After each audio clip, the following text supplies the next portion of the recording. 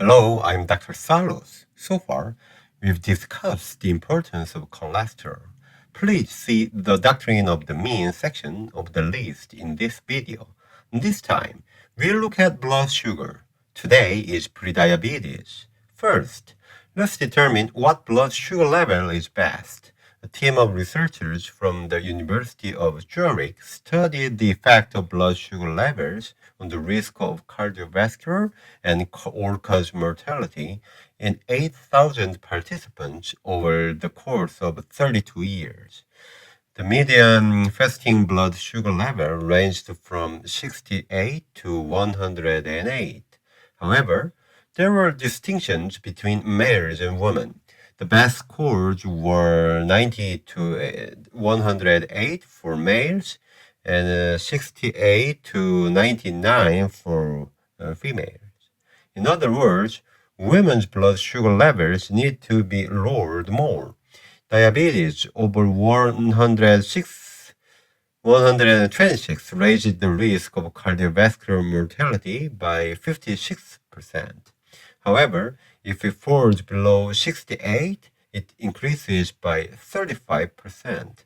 Low blood sugar, while less severe than diabetes, is nonetheless harmful. Low blood sugar levels cause the sympathetic nervous system to release catecholamines. This not only strains the heart but also creates blood clotting issues. Avoid low blood sugar and remember to keep blood sugar levels at a moderate range. Now, to the point. If you do a blood test, many people will say, oh, you don't have diabetes, but you should monitor your blood sugar levels.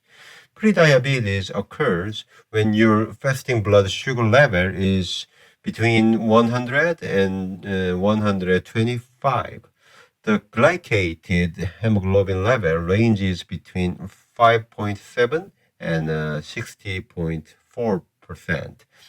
Prediabetes affects 1 in 3 others in the US and approximately 720 million individuals worldwide.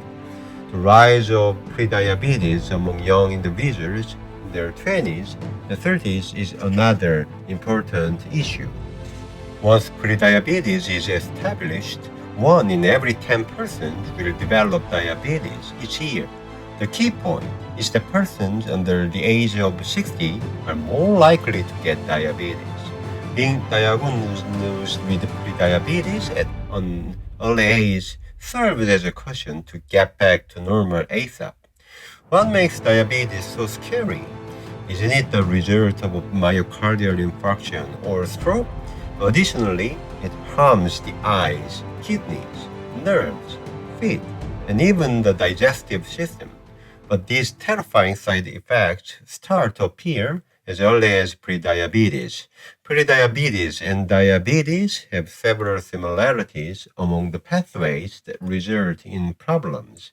These 4 factors include heightened muscle insulin resistance, reduced pancreatic insulin output, triglyceride buildup as a result of elevated lipolysis in fat cells, and elevated inflammation, which is the underlying cause of chronic illness. There are 2 other dangerous diseases besides cardiovascular disease, correct? Dementia and cancer. Diabetes is associated with a 25% higher risk of cancer. Nonetheless, there is a 15% rise in prediabetes. The risk of cancer has started, even if it is not as high as that of diabetes. Specifically, there is a rise in the incidence of endometrial, colon, stomach, and liver cancers. Your chance of having cancer rises if your blood sugar level is outside of the usual range for more than 10 years, which is another significant factor in how long you have prediabetes. Adiponectin alleviates hyperglycemia. Its reduction induces hyperinsulinemia, chronic inflammation, and insulin resistance is one of the mechanisms of cancer risk. How about dementia? Diabetes doubles a person's chance of dementia by 1.4. Prediabetes rises by a factor of 1.2. On the other hand, it rises 1.3 times if the blood sugar level is higher than 114. This indicates that there is a worse level even in prediabetes. A study including 1.6 million individuals worldwide found that a pre-meal blood sugar level of 114 or higher was associated with a 13% increased risk of cardiovascular disease and overall death. To put it another way, even among individuals with the same prediabetes level, there exists a marginal line. Best is anything under 100, but don't forget 114 as well. If nothing else, it really shouldn't exceed 114. So, I have prediabetes. Then, I let down my guard and think, I'm not diabetic. This is forbidden. You have already traveled across the Jordan River. Although less severe than diabetes, it should be classified as a disease. However, just 1 in every 5 persons who are diagnosed with prediabetes say, oh my, I'm going to be in serious danger if I keep doing this, and begin correcting their habits. You may be thinking, it's difficult to form a habit, but is there a pill that would cure it all at once? However, throughout the pre-diabetic period, habit management takes precedence over medicine. Diabetes prevention is twice as effective as habit formation. Medicines may cause negative effects.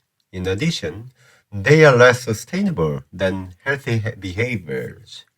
If you stop taking the medicine, you can easily revert to prediabetes. Furthermore, improvements in insulin resistance and pancreatic beta cell activity are not sustainable. Habit control remains improved. However, if you are under 60 years old, have a BMI greater than 35, have a history of gestational diabetes, and your blood sugar level exceeds 110, you should consider taking medication. In reality, the key to preventing the progression from prediabetes to diabetes is to maintain a moderate level of weight. This is because if you are overweight or obese and successfully lose weight, your chance of having diabetes can be reduced by up to 70%. Yes, obesity is the main problem. Now, let us summarize. What is the optimal blood sugar level? Keep it between 68 and 99. Men can score up to 108, whilst women must score less than 99. Prediabetes was between 100 and 125. There was a level here, but keep it below 114. To lower your raised blood sugar level, you must take various steps. Next time, we'll go over the most important things, meals and eating methods. If you found it beneficial, please subscribe and like to keep your blood sugar level stable. Salud!